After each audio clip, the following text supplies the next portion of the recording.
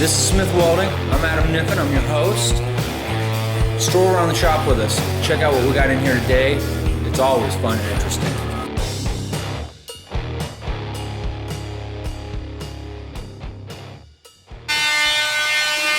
Alright, this is drop dead date. This is the finish up of box stand. A whole lot of action going around here today. Let me show you what I'm up to. As soon as I can get myself in the frame.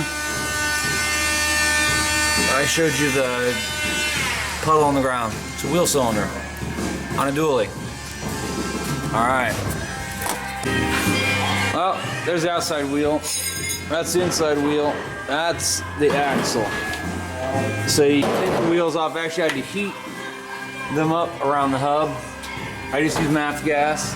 Actually, because my oxy's out right now. Propane, don't even bother wasting it.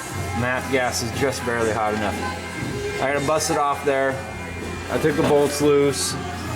When you spline that all back in, you get it in there and it's got to ride on the bearings and such as it goes.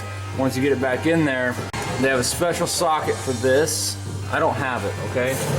I'm using a flat pin punch very carefully, and I drove it around until it came out. Now some of these are going to be reverse threaded, some models, so be wary of that. So now I got the axle out. I'm trying to get this brace ring out.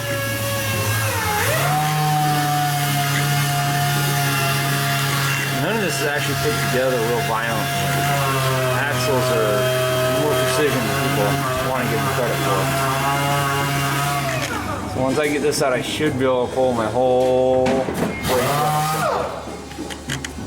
Once I get to the brake drum, everything else is easy. We've already had this brake line loose. I'll come back. Owner gets informed it does need new shoes immediately, if not sooner. The rear brakes are less demanding than the front brakes. I don't like doing it this way. We're out of time, we're out of budget. I'm not a service shop, so I'm gonna get the brakes juiced so we got our brakes again. Show you what we got here.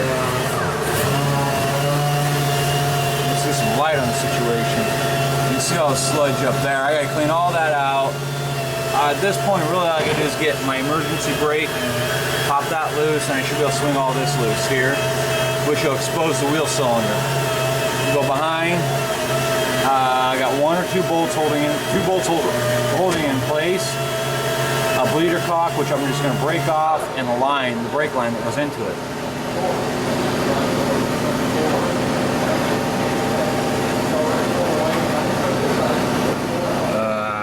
There we go. 2 bolts, bleeder cock, brake line. Okay, there.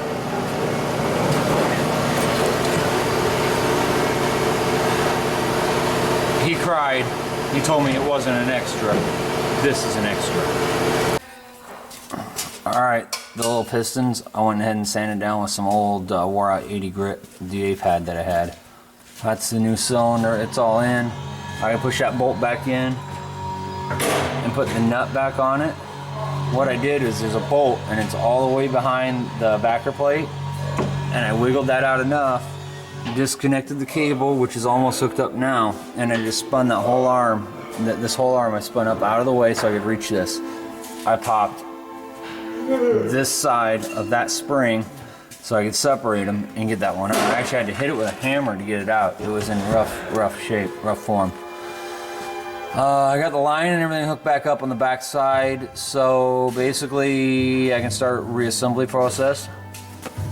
I'm gonna check the bearings, see if they need packed on the way back through. The bearings look good though. That was worthless. That was worthless. That's a, I want to say that's a Chevy and that's a Dodge. Maybe I'm the other way around. 4x4 tool. Maybe one of them's a Ford. I don't fucking remember.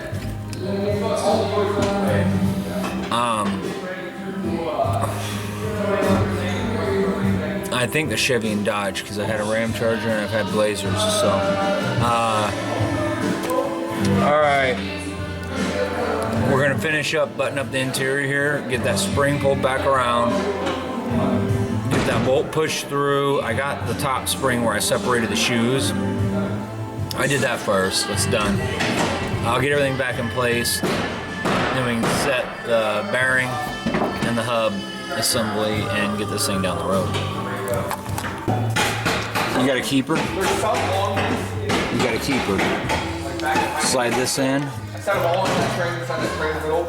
And this, you just tap that around. You got a socket that's supposed to fit that. I don't have it, okay? I could probably rent one from my local whoever. But this thing's all together. I had to back the tensioner. The tension on this actually worked. I had to back the tensioner off on the bottom for the drum to slide back on easily. Axle in. I'll show you that. So you cinch that down to where there's no in play. Just snug. See how it moves freely? We back it up a couple times, it'll self-adjust, and we'll be good to go. I'm gonna slide the axle in. I'm gonna hand this camera off to John if he's available. I'll show you sliding this axle in, how you spline it to get those to line up. We're going in with the axle. I cleaned it off, made sure there wasn't any crud on it. Slide it down in. Don't bang it around. It's not as dramatic as installing a camshaft, but you still don't want to beat it around. Right now I'm inside that axle housing and it's kind of diggered down. Once I get it down at the end, I'm going to have to twist it up just a little bit to get into the splines.